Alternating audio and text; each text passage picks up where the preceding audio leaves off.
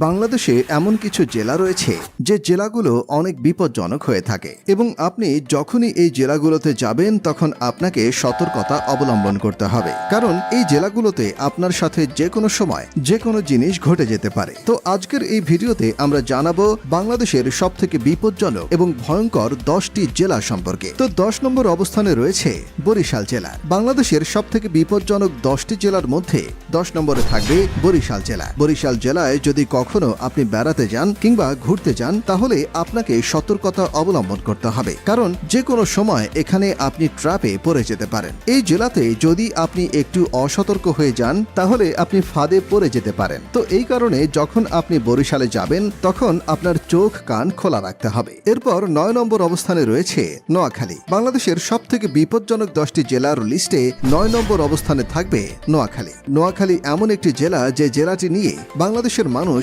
সব থেকে বেশি ট্রোল করে থাকে। আপনি যদি কোনো কারণে নোয়াখালী যেতে চান তাহলে প্রথমেই আপনাকে অবশ্যই তাদের ভাষা শিখে নিতে হবে, কারণ এখানকার মানুষের ভাষা বোঝা খুবই কষ্টকর। নোয়াখালী জেলাতে যদি আপনি ভুল ভাষাতে কথা বলেন তাহলে বিপদে পড়তে হতে পারে। 8 নম্বর অবস্থানে রয়েছে ময়মনসিংহ জেলা। বাংলাদেশের সবথেকে বিপজ্জনক 10টি জেলার লিস্টে 8 নম্বর অবস্থানে থাকবে ময়মনসিংহ জেলা। যদি আপনি এই জেলাটিতে যান তাহলে একা একা যাতায়াত করবেন না, আপনার সাথে কাউকে নিয়ে যাবেন। বর্তমানে এই ময়মনসিংহ একটি বিভাগ হয়ে গিয়েছে। জেলাটির যাতায়াত ব্যবস্থা মোটামুটি ভালোই এবং এখানে অনেক দর্শনীয় স্থানও রয়েছে, তবে এখানকার সব মানুষ যে ভালো তেমনটা কিন্তু নয়। জেলাটিতে যেমন ভালো মানুষ বসবাস করে তেমনি খারাপ মানুষও রয়েছে এখানে। যদি আপনি এই জেলাটিতে ঘুরতে যান তাহলে খুবই সতর্কতা অবলম্বন করতে হবে। 7 নম্বর অবস্থানে রয়েছে রাঙ্গামাটি জেলা। বাংলাদেশের সবথেকে বিপজ্জনক ও ভয়ঙ্কর জেলার লিস্টে 7 নম্বর অবস্থানে থাকবে রাঙ্গামাটি জেলা। রাঙ্গামাটি জেলা ঠিক কতটা ভয়ঙ্কর আপনি এই কথাটি থেকে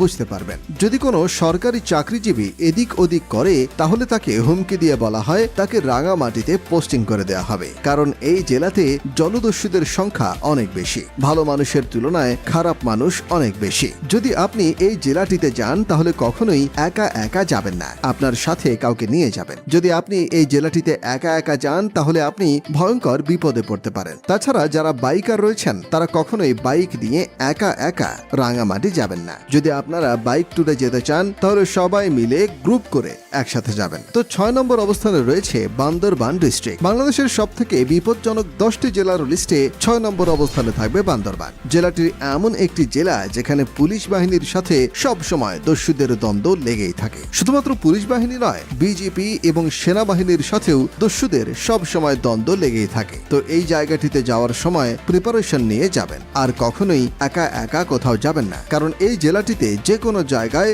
যে কোনো কিছুই ঘটতে পারে। আপনি যদি বান্দরবান জেলায় ঘুরতে যান তাহলে সাহসী বন্ধুদের সাথে নিয়ে যাবেন। 5 নম্বর অবস্থানে রয়েছে কক্সবাজার জেলা। বাংলাদেশের সবথেকে বিপজ্জনক 10টি জেলার লিস্টে 5 নম্বর অবস্থানে থাকবে বিখ্যাত কক্সবাজার জেলা। বাংলাদেশের যত মানুষ আছে তাদের বেশিরভাগই শখ করে কক্সবাজারে ঘুরতে যায়, কিন্তু আপনাদের উদ্দেশ্যে বলে দিতে চাই এই জেলাটি অনেক বিপজ্জনক একটি জেলা। কক্সবাজার জেলায় শুধুমাত্র বাংলাদেশের মানুষ ভিড় করে তা নয়, পুরো পৃথিবী থেকে হাজার হাজার মানুষ এই জেলায় ঘুরতে আসে। কক্সবাজার জেলাটি বিপজ্জনক তার কারণ হচ্ছে এখানে রাতের বেলা অনেক বিপদ সৃষ্টি হতে পারে। তাই রাতের বেলায় কক্সবাজার জেলাটিতে আপনি কখনোই একা একা বের হবেন না। কক্সবাজারের বিপজ্জনক একটি জায়গার নাম হলো মেরিন ড্রাইভ রোড। এই জায়গাটি থেকে সব সময় দূরত্ব বজায় রাখবেন। তাছাড়া যেমনটা জানেন এই জেলাতে মাদকের ব্যবসা অনেক বেশি হয়ে থাকে। কক্সবাজার জেলাটিতে প্রচুর পরিমাণে মাদকের লেনদেন হয়ে থাকে। তো যারা কক্সবাজারে যাবেন তারা সব সময় সাবধানতা অবলম্বন করবেন এবং রাতের বেলায় হোটেল থেকে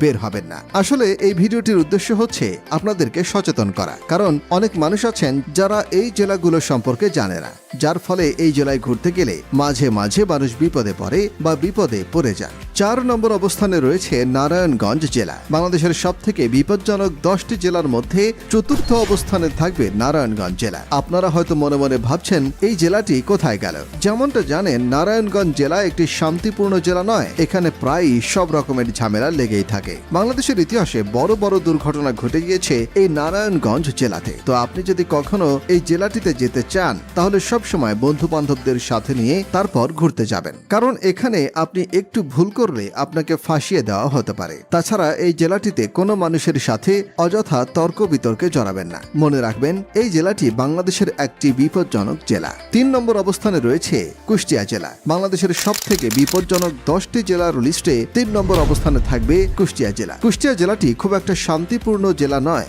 আপনি যদি এই জেলাতে যান তাহলে সব সময় সাবধানে থাকবেন এবং আপনার আশেপাশে সব সময় আপনার বন্ধু বান্ধবদের রাখার চেষ্টা করবেন। রাতের বেলায় এই জেলাটিতে কখনো একা একা বের হবেন না। যেহেতু জেলাটিতে অনেক দর্শনীয় স্থান রয়েছে, তাই এগুলো দেখার জন্য আপনারা দিনে বের হবেন এবং গ্রুপ হয়ে ঘুরবেন। এরপর 2 নম্বর অবস্থানে রয়েছে খুলনা জেলা। বাংলাদেশের সবথেকে বিপজ্জনক ও ভয়ঙ্কর 10টি জেলার লিস্টে 2 নম্বর অবস্থানে থাকবে খুলনা জেলা। বাংলাদেশের অন্যতম সেরা একজন ক্রিমিনাল হচ্ছে এরশাদ শিকদার এবং এরশাদ শিকদারের বাড়ি হচ্ছে খুলনায়। আশা করি তার সম্পর্কে আমাকে নতুন করে কিছু বলতে হবে না। যারা এরশাদ সম্পর্কে জানেন না তারা এই ভিডিওটি দেখলেই জানতে পারবেন। বাংলাদেশের কুখ্যাত অপরাধী এরশাদ শিকদার যত খারাপ কাজ করতেন তার আস্তানা ছিল এই খুলনায়। তো যাই হোক, আপনি যদি এই খুলনা জেলাতে ঘুরতে যান তাহলে সব সময় চেষ্টা করবেন নিজেকে সেফ রাখার জন্য। জেলার মানুষের সাথে কখনোই তর্ক বিতর্কে জড়াবেন না। যদি তর্ক বিতর্কে জড়িয়ে যান তাহলে আপনি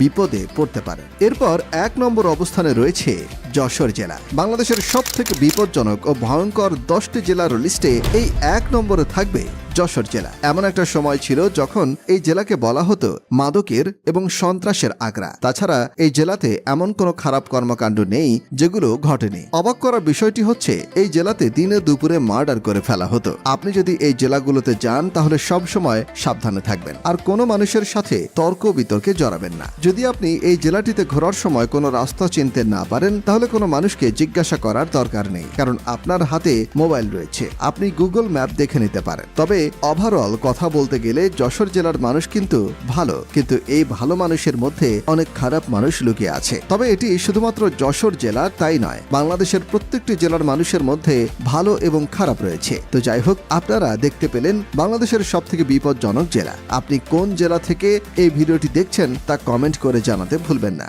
আপনি কি জানেন বাংলাদেশের সবথেকে শান্ত জেলা কোনটি? অথবা আপনি কি জানেন বাংলাদেশের সবথেকে বড় লোক জেলা কোনটি? যদি না জেনে থাকেন তাহলে এই ভিডিওটি দেখুন।